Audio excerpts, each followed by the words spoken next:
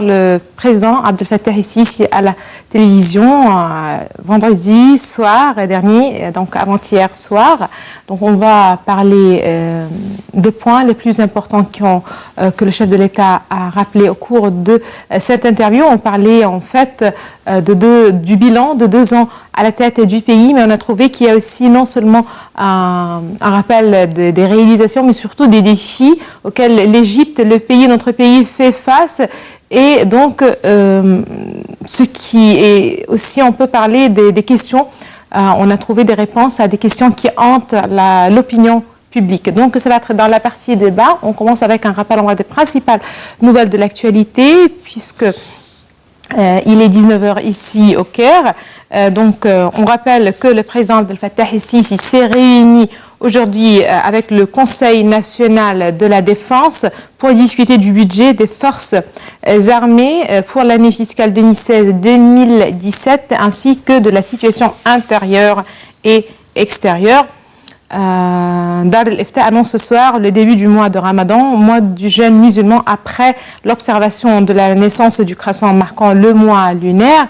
Et en Syrie, au moins 23 civils en péril dans de nouvelles frappes du régime sur des quartiers rebelles de la métropole d'Alep, dont un secteur a été défiguré par les raids. Ça, c'est pour les principales nouvelles de l'actualité. Et certes, on commence avec justement, en adressant les meilleurs vœux à tous les musulmans dans le monde entier.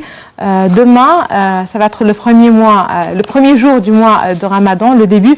Ceci, Dar el-Ifta l'annonce ce soir ou le confirme ce soir. C'est prévu donc pour demain. Ça peut être après-demain et c'est pour cela qu'on fait l'observation du croissant de ce mois, le mois lunaire de Ramadan. Joyeux Ramadan à toutes et à tous ici en Égypte et partout dans le monde.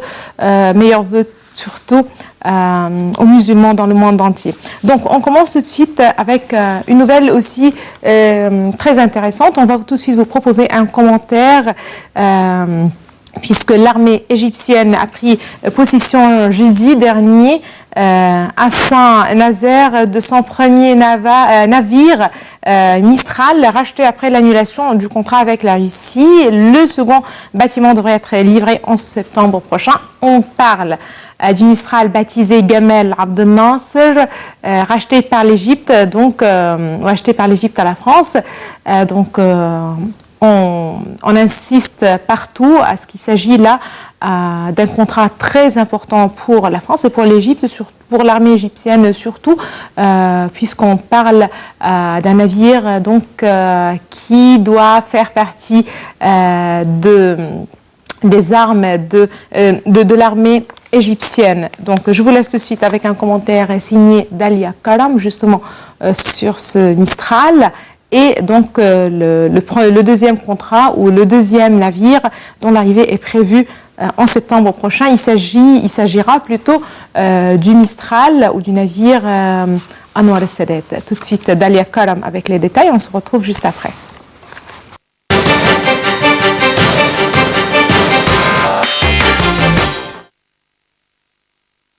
La France a livré jeudi à l'Égypte le premier des 2 bâtiments de guerre de type Mistral, initialement destinés à la Russie, a annoncé le constructeur naval DCNS. Le Gamal Abdel Nasser, monstre d'acier de 199 mètres de long, capable de déplacer 22 000 tonnes, est passé sous pavillon égyptien lors d'une cérémonie au protocole un peu bousculée à Saint-Nazaire. Le ministre français de la Défense, Jean-Yves Le Drian, et son homologue égyptien Sadri Sobhi, qui devaient initialement s'y rendre, ont finalement annulé leur visite pour se rencontrer autour d'un déjeuner à Paris. L'ex-Sébastopol, renommé Nasser, doit quitter Saint-Nazaire dans les prochains jours et rejoindre l'Égypte à l'issue d'un exercice conjoint des marines françaises et égyptiennes, a précisé DCNS. La livraison du bâtiment de projection et de commandement BPC Gamal Abdel Nasser conforte notre relation de confiance avec la République arabe d'Égypte, s'est félicité le PDG de DCNS dans un communiqué. La livraison du second porte-hélicoptère Lex Vladivostok, qui doit porter le nom de notre ancien président égyptien Anwar el-Sadat, est quant à elle prévue courant septembre. DCNS, qui exporte pour la première fois le BPC, fournira 7 navires de combat, 2 BPC, une frégate Frem, 4 corvettes Go Wind à la marine égyptienne en pleine modernisation d'ici 2020. D'autres projets sont à l'étude, souligne le communiqué sans plus de précision. Le rachat des 2 navires par l'Égypte pour environ 950 millions d'euros grâce à un financement saoudien a mis fin à une affaire dans laquelle la France était empêtrée depuis le début de la crise ukrainienne. La rupture du contrat avec Moscou a entraîné le remboursement par la France de quelques 949,7 millions d'euros correspondant aux avances versées par la Russie, auxquels se sont ajoutés divers frais de gardiennage et de maintien en état opérationnel des navires stationnés depuis plusieurs mois dans le port de Saint-Nazaire.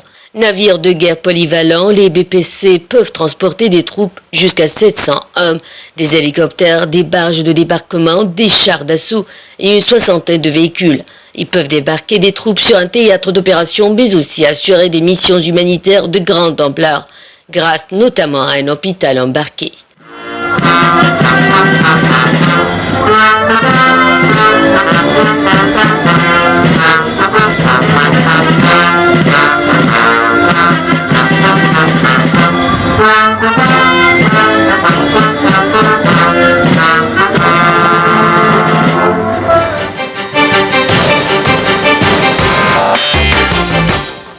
Bonsoir, c'est donc de cette interview accordée par le chef de l'État à la télévision, journaliste Oussama Kamel, que nous consacrons cette édition de direct. On va non seulement parler de ce qui a été rappelé dans l'interview, mais de tout ce qui concerne aussi l'opinion publique ces jours-ci, et ce, à la lumière certes de cette interview. Justement, nous avons le plaisir ce soir d'avoir avec nous Général Saïd Fathi. Bonsoir, bonsoir Général Saïd Fathi, vous êtes spécialiste en sécurité. Et tout d'abord, joyeux Ramadan. Demain, on l'espère bien, ça va être les débuts de ce mois. On attend certes l'annonce officielle de Dar el-Ifta qui doit observer le croissant de ce mois ce soir, dans quelques minutes peut-être. Dans quelques minutes, voilà, justement. Donc, espérons que ce soit un mois de paix et de sécurité pour l'Égypte et pour toute la nation musulmane.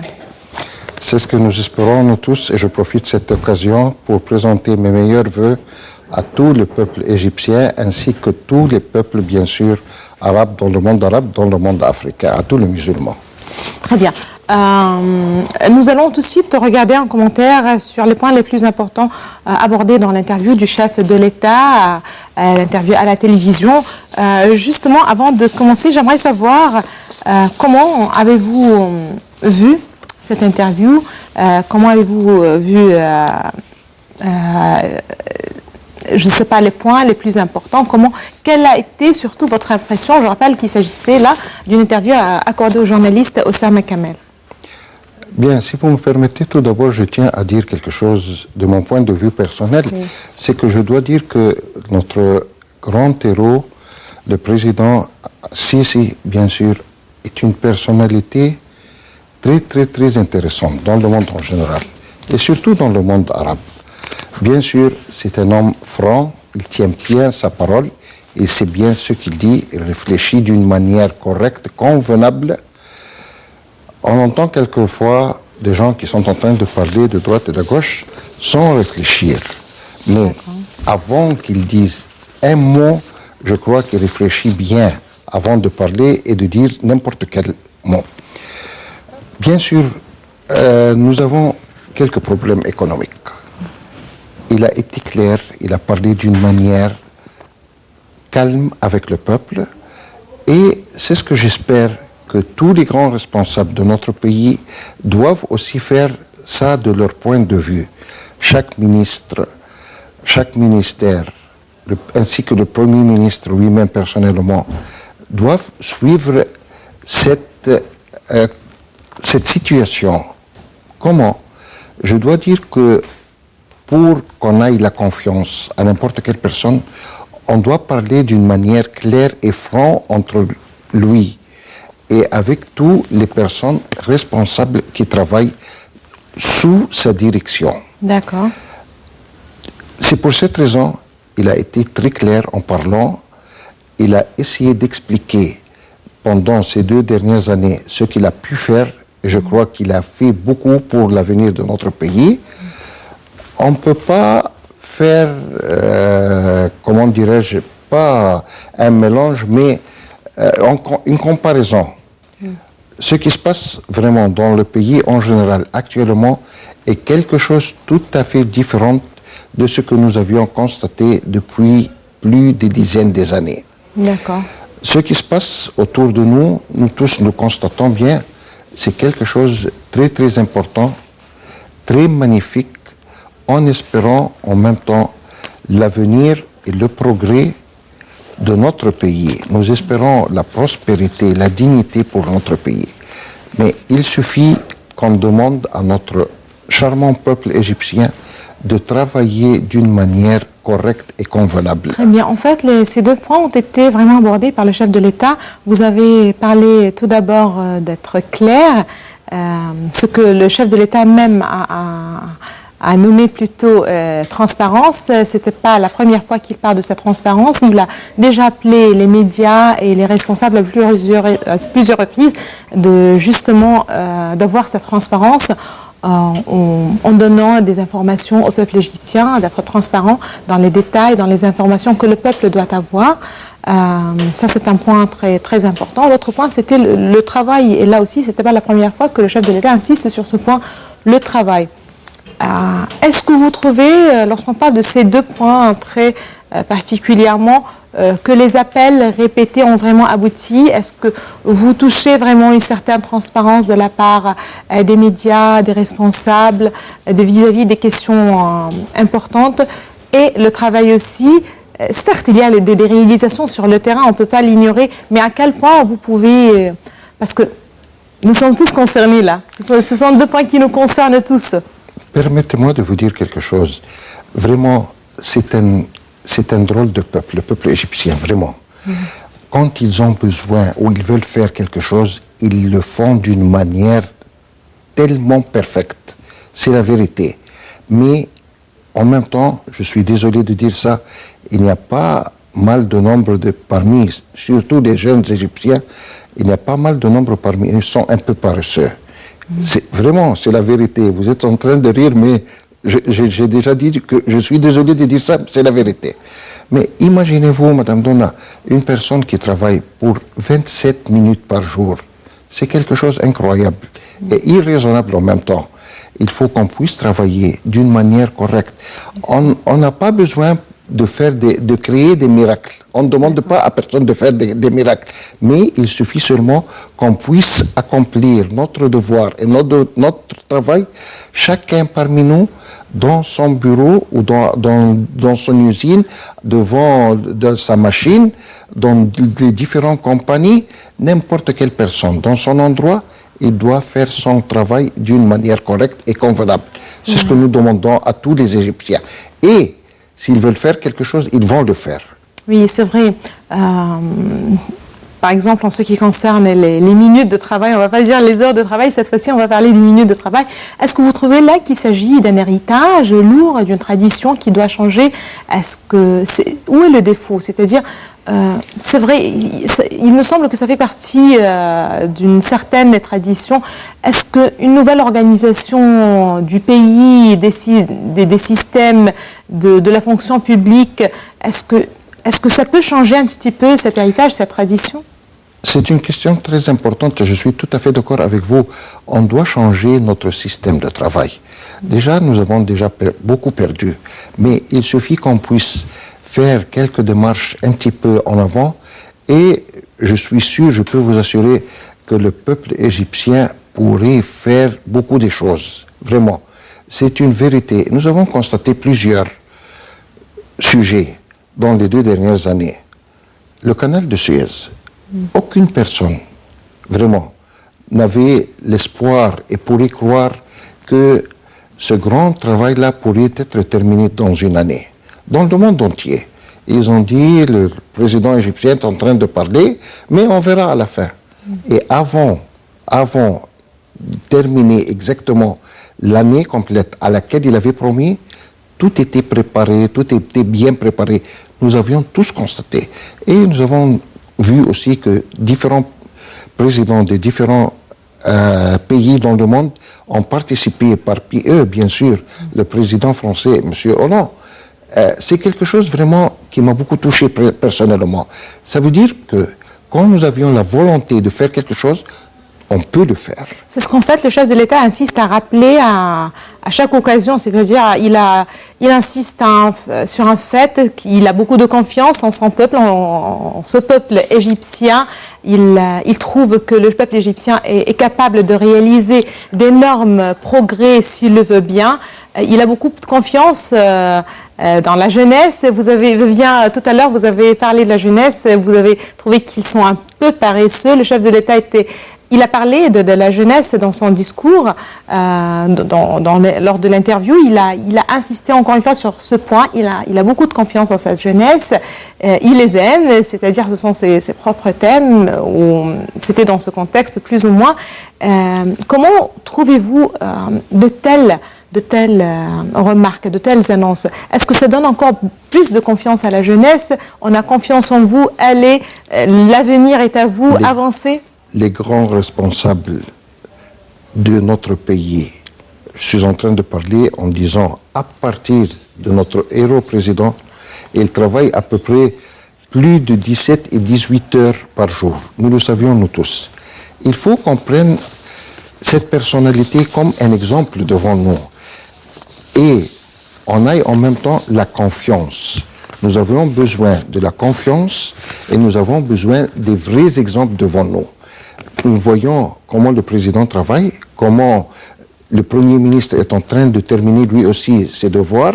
C'est ce que j'espère, que si la jeunesse puisse trouver devant eux-mêmes que tous les grands responsables de notre pays sont au niveau de présenter un nouveau système de travail durant les prochaines années, je peux vous dire, et je promets, et je tiens ça, à dire que notre pays vraiment va passer, et je ne peux pas dire qu'il va passer, mais il va voler d'un pas à plusieurs, faire plusieurs pas en avance. Il faut qu'on ait un vrai exemple et qu'on ait la volonté. On peut faire tout ce que nous pouvions faire dans le monde entier, non pas dans l'Égypte. Très bien. Nous avons beaucoup d'exemples parmi nous. Vous, personnellement, moi aussi, n'importe quel parmi nous. Nous avons des personnages dans notre famille. Ils sont hors de l'Égypte. Ils travaillent dans les différents pays du monde. Pourquoi ils réussissent chez eux là-bas?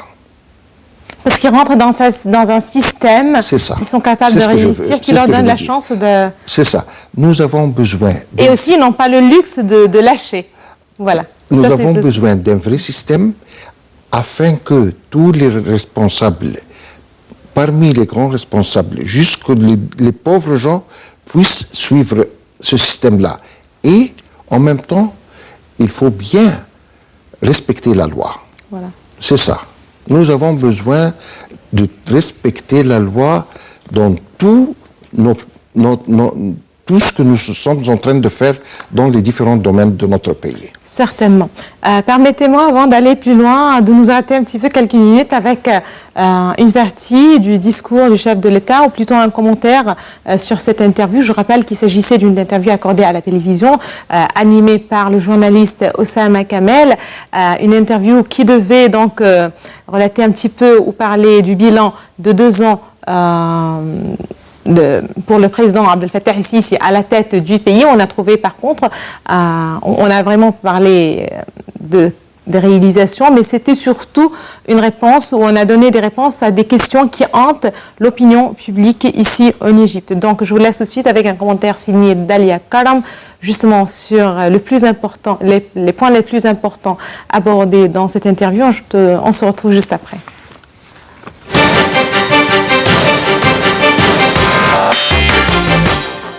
Lors d'un entretien de près de 2 heures retransmis sur toutes les télévisions égyptiennes, le président Abdel Fattah el-Sisi a essayé de répondre aux innombrables points d'interrogation qui hantent les esprits des citoyens. Concernant les plaintes de citoyens de la hausse des factures de l'électricité, de l'eau et du gaz naturel, le chef de l'État a assuré que l'État faisait de son mieux pour subvenir aux besoins des citoyens, ajoutant que les coûts de ces services étaient énormément grands et que l'État en subventionne plus de 50% malgré la hausse des prix. Le président a donc appelé les Égyptiens à rationaliser la consommation. Le président a par ailleurs soulevé les critiques lancées contre le projet de la bonification des 1 500 000 Fédins. Aux détracteurs de ce grand projet, le président a assuré que des études approfondies était à la base de ce projet et que 80% de l'eau d'irrigation venait des eaux souterraines. Il a ajouté que la crise du barrage de la Renaissance et son impact sur l'eau souterraine avaient été déjà prises en considération. Le chef de l'État a en outre affirmé que tous les projets nationaux visaient essentiellement à augmenter les revenus du pays et qu'on ne paye une livre que pour en gagner plusieurs, a-t-il martelé, faisant ainsi allusion aux appels lancés par certains pour reporter la construction de la nouvelle capitale administrative. El-Sisi a souligné que l'État poursuivait toujours ses projets de développement, notamment ceux de l'habitat et de l'infrastructure, et que la construction d'une nouvelle capitale administrative ne serait nullement aux dépens des autres projets de services dont ont grandement besoin les citoyens. Le président a par ailleurs souligné que l'État devait être capable de se défendre et d'assurer la sécurité au vu de la situation difficile dans la région. Il a ainsi répondu à ceux qui pourraient lui reprocher le développement de l'armement alors qu'on est dans une situation économique difficile. C'est pour avoir la force, a lancé le président.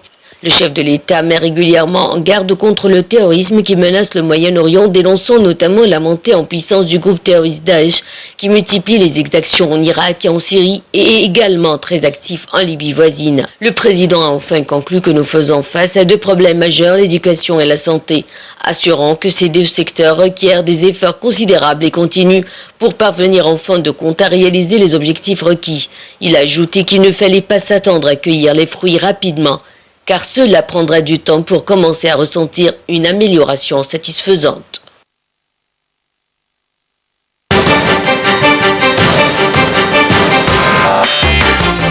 Voilà, donc on ne peut pas cueillir les fruits immédiatement. Selon le chef de l'État, il faut patienter, il faut attendre un petit peu. Le chef de l'État a aussi parlé des plaintes, il a répondu à certains points concernant les plaintes des citoyens de la hausse des factures, de l'électricité, de l'eau, du gaz naturel, du coût de la vie. Il a appelé les citoyens à rationaliser aussi leur consommation. Comment avez-vous trouvé ces deux points? Dans son discours, il a prononcé bien sûr plusieurs sujets dans les différents domaines, ce qui concerne vraiment la personnalité égyptienne.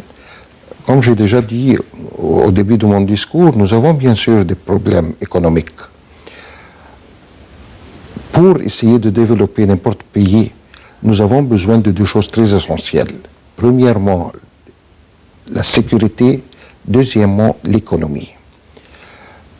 Quand on arrive à réaliser ou à avoir des pas, quelques points en avant, en face de ces deux grands éléments, je peux vous dire que n'importe quel pays pourrait faire beaucoup de progrès en avant. Mais il faut prendre en considération quelque chose. En tant que peuple égyptien, nous savions bien, nous tous, que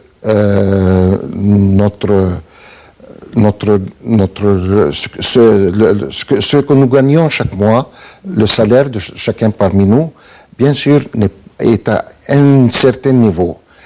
Chaque personne, bien sûr, doit vivre une vie convenable, moyenne. On parle de la plupart du peuple égyptien. Quand on vient actuellement à payer les factures, bien sûr, c'est quelque chose qu'on ne peut pas comparer, on ne pouvions pas faire une comparaison entre ce que nous gagnons, ce que nous touchons chaque mois, envers ces factures-là. Je trouve qu'ils sont très, très élevés. Mais en même temps, il faut considérer que le pays, ou les ministères, les différents ministères aussi, ils ne comptent pas sur les factures-là. Ça veut dire que le pays essaye de donner une main et de soutenir les citoyens d'une manière ou d'autre à les aider. Par exemple, si j'essaie de payer, quand je reçois la facture d'électricité chez moi, je paye 500 par exemple par mois. Au lieu de payer ces 500, je devais payer normalement 800. Ça veut dire que vraiment, le ministère de l'électricité tient la responsabilité, autant qui fait part du gouvernement, de prendre en charge de payer ces 300 livres de différence. Oui, voilà. Et nous-mêmes, mais ça ne doit pas continuer comme ça, n'est-ce pas? Bien sûr. Il faut aussi prendre quelque chose de très important, c'est la consommation. Oui. La consommation est une chose très importante.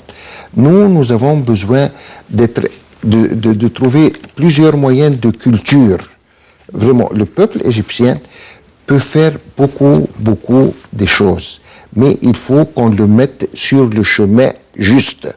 Nous avions toujours besoin d'avoir un exemple et nous devions suivre cet exemple-là. Si on trouve que nous avons des vrais exemples devant nous, autant que peuple, dans les différents domaines, je peux vous assurer que nous aurions quelque chose dans les 2-3 ans. Les prochaines 2 ou 3 années, notre pays sera un pays parmi les grands pays développés. Certainement, espérons-le, surtout que le chef de l'État même a précisé qu'il faut attendre au moins 2 ans pour un petit peu toucher les fruits ou cueillir les fruits. Aujourd'hui, lorsqu'on parle des projets les plus importants, on a bel et bien parlé du grand projet du canal de Suez, les chemins, certainement, on connaît là une renaissance, si on peut dire, un développement très important. Comment voyez-vous les autres projets? C'est-à-dire, très récemment, le chef de l'État a inauguré la première et la deuxième phase d'un projet très important qui visait à transférer les habitants de El Douéa dans un nouveau quartier, une nouvelle ville, c'était à El Asmarat. Donc là, c'est un projet que des citoyens peuvent toucher directement. Il y a aussi dans le Sinaï des projets qui sont en cours sur le terrain. Certainement, on connaît qu'il y a une certaine partie très limitée dans le Sinaï et qui fait l'objet du terrorisme, mais dans le Sinaï, il y a aussi les grands projets qui visent à développer le Sinaï. Il y a aussi le projet concernant la bonification d'1,5 million de Fédans. Lequel de ces projets vous trouvez? Beaucoup de projets, c'est-à-dire il y a aussi d'autres projets, je ne peux pas tout rappeler même maintenant, mais lequel de ces projets ou quel est votre avis vis-à-vis de ces projets? Comment les trouvez-vous? Quel est le plus important peut-être? N'importe quel projet est important pour le pays. Il suffit seulement que le peuple égyptien puisse prendre en charge de travailler avec une manière correcte en ayant en même temps une vraie volonté de terminer le travail. Je peux vous assurer que le peuple égyptien, vraiment, il peut faire beaucoup de choses quand il veut le faire. Tous les jeunes là, personnes auxquelles je suis en train de parler, ou j'ai déjà parlé il y a quelques minutes, au lieu de passer quelques heures la nuit, surtout la nuit, dans les différents cafés, il faut qu'on puisse leur changer leur culture, la manière de leur vivre. Mais on essaye de temps à autre de leur fournir leurs besoins. Venez, mes chers amis, et bien sûr, je peux vous dire quelque chose. Nous, moi, vous êtes exception, je parle de moi personnellement. Un homme âgé comme moi a déjà dépassé 60 ans, j'ai déjà terminé mon travail. Mais en même temps, je suis prêt si on peut m'appeler, je suis prêt vraiment, dès maintenant, de participer dans n'importe quel travail. Je n'ai jamais honte de faire quelque chose. Pour notre pays, vraiment, vous ne pouvez pas imaginer comment les Égyptiens, ils ont un certain sentiment incroyable envers leur pays. Ils veulent faire tout pour l'amélioration, bien sûr, de leur pays. On compte sur les jeunes. Les jeunes doivent travailler, il faut leur présenter et leur fournir tous leurs besoins. Et à la fin, bien sûr, on doit savoir quel est le résultat. Voilà. Quel est le résultat?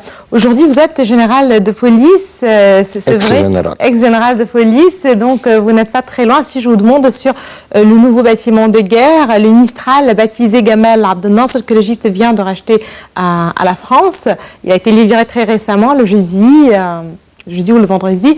Comment voyez-vous un tel contrat? Vraiment, on compte bien sur notre charmante armée. L'armée de la défense égyptienne est considérée le numéro 9 parmi les différentes armées du monde. Imaginez-vous, à peu près, nous avions à peu près en 191, 192 pays dans le monde, l'armée égyptienne est classifiée comme numéro 9. Ça veut dire c'est une très grande force dans laquelle on compte. Et avec tout le respect que je dois à tous les soldats, et je dis aux soldats avant les officiers, vraiment, il faut bien les respecter, ils ont présenté leur vie avec une manière incroyable pour défendre leur pays. C'est pour ça, pour cette raison-là, quand vous vouliez faire un pays, vous deviez avoir une armée, une bonne armée, une armée très forte qui peut sauvegarder, bien sûr, le territoire du pays. Nous avons constaté tout ce qui se passe autour de nous, et surtout dans le Golfe et dans le monde arabe. Surtout dans le contexte actuel, régional actuel. Je ne veux pas citer des pays pour ne pas oublier quelques-uns, mais nous sommes bien entourés des différents conflits, des différents combats dans le Golfe et dans le monde arabe. C'est pour essayer de protéger notre pays, bien sûr, de tous les dégâts là qui nous entourent. Et il ne faut pas oublier que nous sommes très très proches avec la Libye. La Libye actuellement est un grand camp pour le grand groupe terroriste de Daesh. C'est pour cette raison-là nous avons une fameuse, et vraiment je dois lever le chapeau pour notre armée égyptienne. Mais en même temps, pour avoir une certaine puissance, il faut bien, ces gens-là ont besoin de certaines armes et des outils et des fusils, des canons dans différents domaines pour qu'ils puissent, bien sûr, protéger notre territoire. C'est pour cette raison, je tiens à dire que c'était un pas qui a été pris vraiment pour l'avenir de notre pays.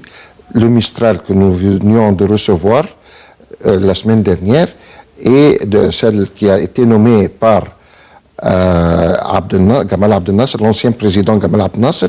Au mois de septembre, nous aurions l'occasion de recevoir la deuxième qui portera le nom de l'ancien président Anwar el-Sadat. Bien sûr, ce qui donne quelque chose en face du monde, que vous avez vraiment une armée très forte dans laquelle le monde arabe, et surtout le Golfe, il compte bien sur notre armée. Espérons donc que nous allons parler des relations aussi étrangères dans ce contexte régional. On va maintenant parler des défis vis-à-vis des défis régionaux, mais aussi des relations extérieures de l'Égypte avec le monde. On a trouvé que le chef de l'État a vraiment fait des pas importants dans ce sens. Des chefs d'État qui viennent nous visiter ici en Égypte, des voyages aussi de la présidence dans différents pays du monde. On trouve donc l'Égypte qui essaye de varier ses relations extérieures ou avec le monde en général. Tout de suite, je vous prie de bien vouloir rester avec nous. Tout de suite, je vous laisse avec une pause. On se retrouve juste après, justement pour continuer cette deuxième partie de l'émission. À tout de suite.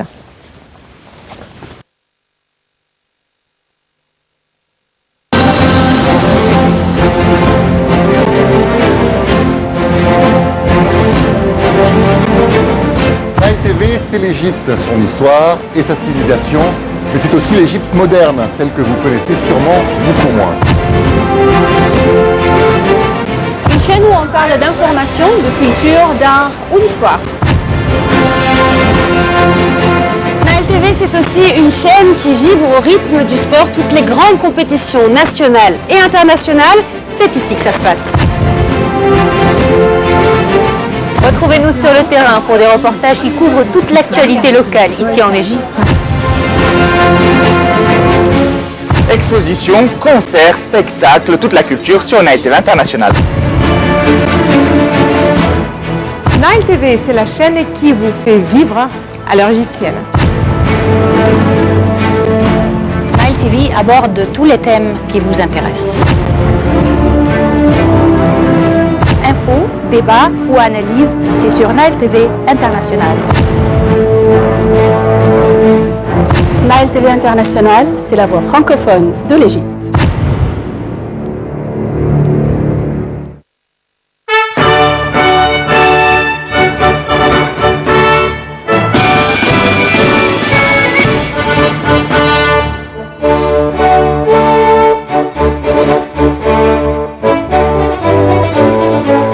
Le nouveau canal de Suez.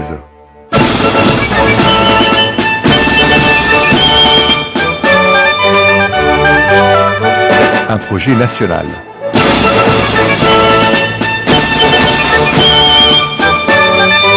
Entièrement financé et réalisé par des Égyptiens.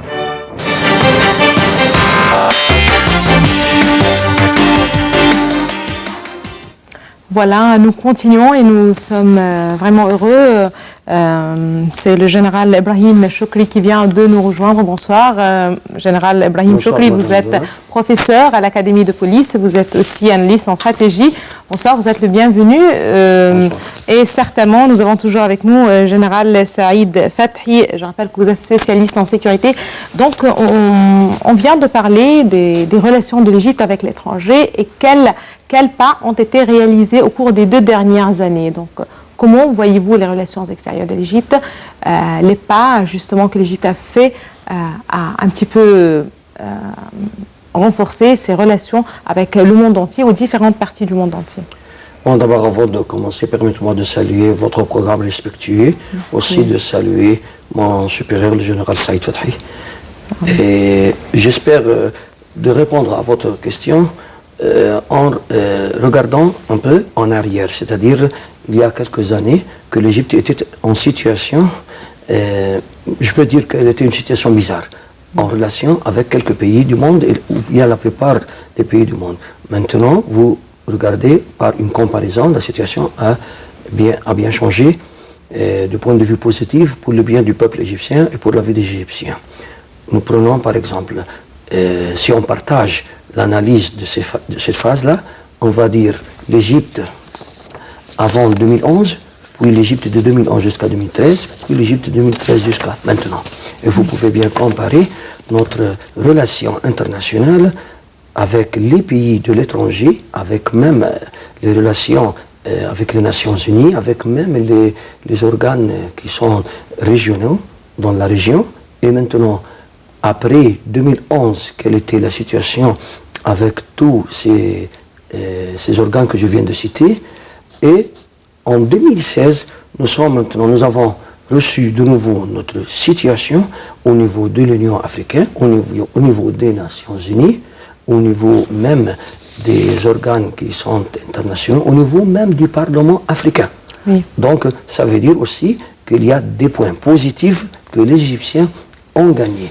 Et troisièmement, si vous me permettez aussi, c'est la relation avec les autorités, ou bien, si on peut le dire, les pouvoirs internationaux, c'est-à-dire les relations avec l'Union de la Fédération russe, les relations avec les Européens, et bien sûr les Français, les Allemands, et dernièrement même avec les Anglais, et aussi les relations qui continuent avec les États-Unis.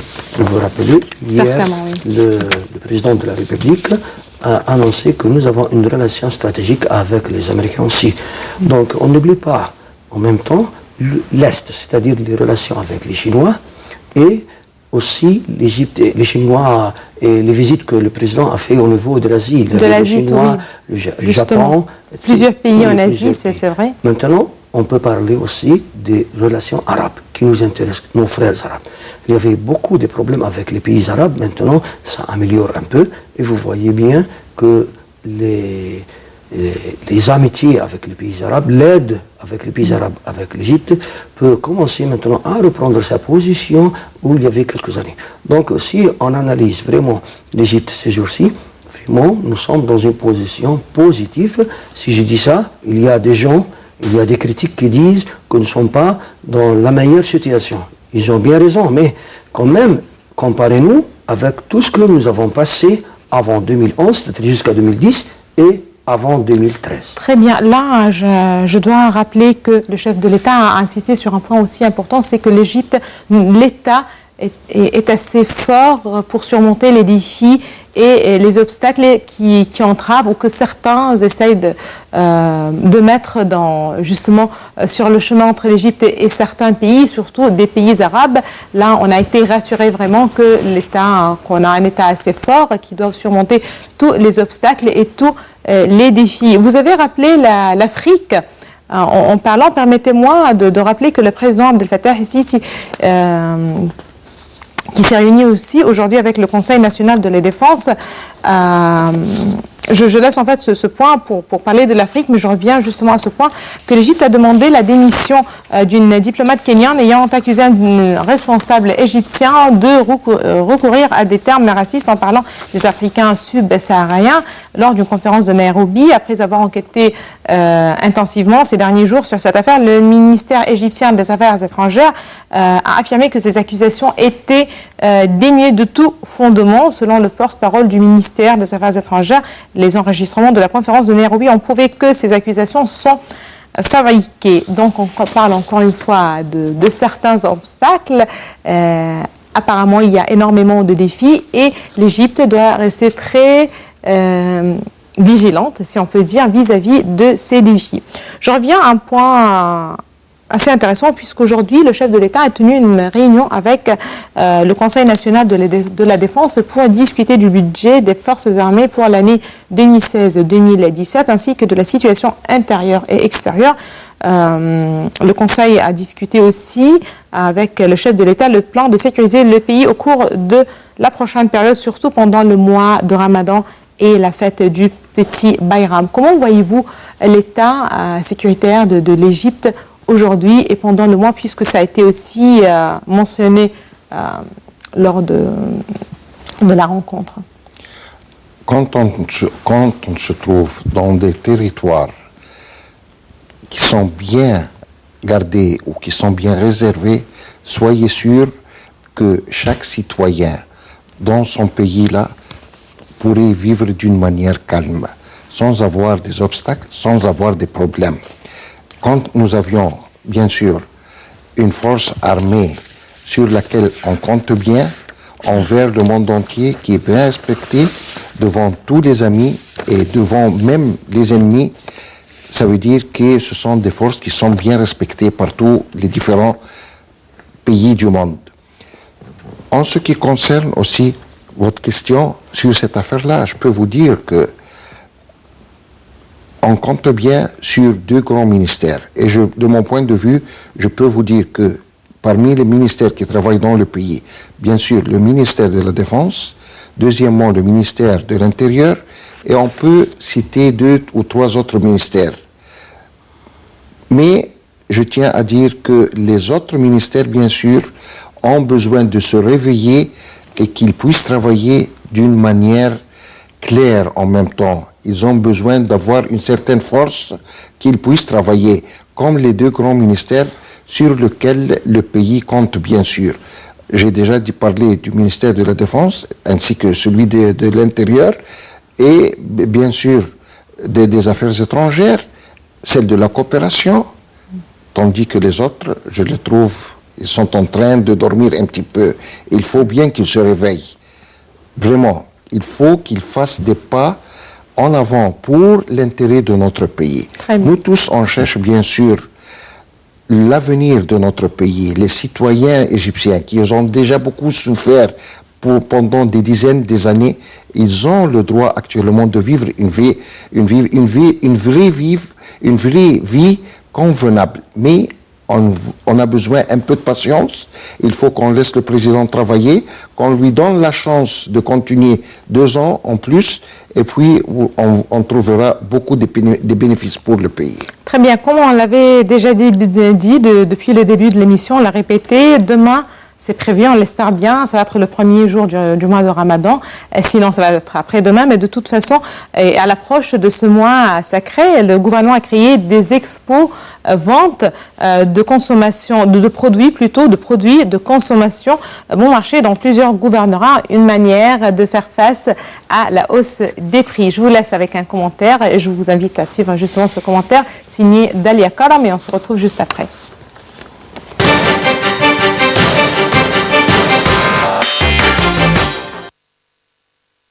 À quelques jours du mois du Ramadan qui intervient cette année à un moment difficile pour de nombreuses familles qui souffrent de la hausse des prix des produits de consommation courante, le gouvernement a décidé d'agir en créant des centres de distribution de produits bon marché dans tous les gouvernorats de par la République. Le ministère d'Approvisionnement a fait beaucoup de publicité pour ses points de distribution intitulés Ahlan Ramadan, bienvenue Ramadan. L'affluence est très grande. Al-Ramadan fait partie d'une série de mesures prises par le gouvernement cette année pour faire face à la flambée des prix. Les hausses successives du dollar face à la livre égyptienne ont entraîné une baisse du pouvoir d'achat des ménages. Or, à l'approche du Ramadan, l'État, qui ne veut pas risquer un mécontentement populaire, multiplie les initiatives pour freiner la hausse des prix. La création de points de distribution constitue l'une des solutions. Parallèlement, les forces armées vendent de la viande et du poulet bon marché et de bonne qualité dans ces coopératives. Al-Ramadan a vendu en 2 jours pour 10 millions de livres égyptiennes de marchandises. Selon le ministère d'approvisionnement, l'exposition propose une grande quantité de produits qui répondent aux besoins des citoyens. Les prix sont soumis à un contrôle strict et les produits sont d'une grande qualité.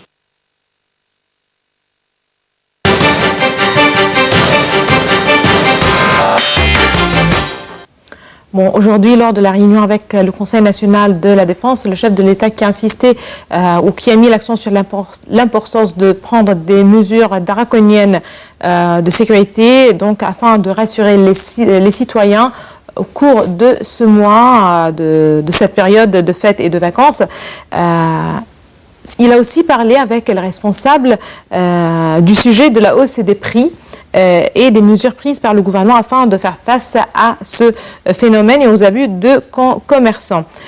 Comment voyez-vous justement ces mesures prises par le gouvernement justement pour contrôler les prix, pour proposer les produits essentiels avec des prix, disons, abordables? Comment voyez-vous ces mesures? Est-ce que ça aide vraiment à contrôler les prix, à aider les familles à surmonter cette période ou justement aussi les défis concernant les prix? Bon, vous voyez bien que c'est aussi une mesure de sécurité nationale du pays. Quand le président de la République parle d'un sujet pareil, ça veut dire qu'il compte bien à faire attention de ce qui intéresse la population en général concernant les prix, les marchandises, la vie quotidienne des familles égyptiennes. Et aussi c'est très intéressant parce que l'intervention du président lui-même va pousser tous les divers organes de l'État, comme notre cher professeur a dit, qu'il y a d'autres organes qui ne sont pas actifs maintenant, d'autres ministères qui ne sont pas actifs. Donc l'intervention du président de la République pousse tous les responsables, soit les ministres, soit les directeurs généraux de tous les endroits, de bien simplifier la vie d'Égyptiens. Une des parties de cette vie d'Égyptiens, ce sont les achats quotidiens. Et vous voyez, c'est une habitude. Ce sont des habitudes des Égyptiens de faire des achats au mois de Ramadan, avant le Ramadan, d'inviter les familles, de se regrouper sur la table à manger, etc. Ils ont besoin d'acheter des choses. Alors s'ils ne trouvent pas et à un bon prix, ça va être un problème quotidien pour les gens, ce qui amène aussi à des problèmes contre le pays en général. Donc moi je trouve que la situation maintenant est un peu acceptable. Je ne dis pas qu'elle est meilleure, mais un peu acceptable, mieux qu'en avant. On trouve maintenant tous les divers genres de marchandises. Moi, personnellement, ce matin, j'étais dans un de ces endroits où on vend les marchandises. C'est un endroit local de l'armée nationale. Ils vendent des choses. Des points de vente partout, en fait, il faut le dire. Oui, je parle parce que moi, en venant ici, dans mon chemin, j'ai passé par un de ces endroits-là et j'ai constaté par mes propres yeux, donc je suis un témoin de ce qui arrive. Il y avait tant de monde qui achète. Les marchandises sont à bon prix, bien sûr. Si on dit que c'est un peu cher, c'est pas toutes les choses sont chères. Et je trouve que les marchandises ne sont pas rares. Il se trouve toutes les variétés, toutes les quantités que vous trouvez. Donc, si je suis aussi d'origine pour ici, donc je dis c'est quelque chose qui amène à ralentir la situation du peuple et à calmer les gens pour trouver leur intérêt quotidien. Voilà, il y a aussi la nouvelle qui nous arrive tout de suite de Dar el-Ifta qui vient d'annoncer que demain sera le premier jour du mois de Ramadan. Donc, joyeux Ramadan à toutes et à tous. Que Dieu garde notre nation musulmane, que ce soit un mois de paix, de sécurité, surtout en fait les niveaux pour toutes les nations, surtout les nations musulmanes. Donc, joyeux Ramadan à toutes et à tous et à vous aussi, mes chers invités. Donc, un dernier mot de vous les deux, peut-être. Est-ce qu'il y a eu une question qui n'a pas été abordée dans l'interview du chef de l'État? Est-ce qu'il y a un point d'interrogation que vous trouvez toujours qui n'a pas été révélé? Donc, une dernière petite remarque. À la fin, je peux dire que nous avons besoin de quelque chose de très important. C'est je dis ces derniers mots au peuple égyptien, au charmant peuple égyptien. Nous avons besoin de travailler, de travailler, de travailler, 3 fois. Et en espérant la prospérité, la dignité et le progrès de notre pays, Inch'Allah, au début de ce mois béni de Ramadan. Très bien. Donc, ça ne concerne pas l'interview du chef de l'État. Donc, on termine sur ce ton plutôt. Si vous avez une remarque concernant l'interview du chef de l'État, le discours, est-ce que vous trouvez qu'il y a eu un point qui n'a pas été éclairci ou le contraire, un petit mot justement pour terminer cette émission. Mais simplement, ce que le chef d'État a adressé au peuple, on doit prendre 2 mois de Ramadan qui va commencer dans quelques instants. Voilà. C'est-à-dire un encouragement pour faire pas seulement le travail qu'a dit notre professeur, mais aussi pour faire aussi le bien, la paix pour notre pays. C'est-à-dire tous les Égyptiens doivent être aussi, comme a dit le président de la République, dans un seul chemin pour faire la paix et aussi pour la sécurité de leur pays.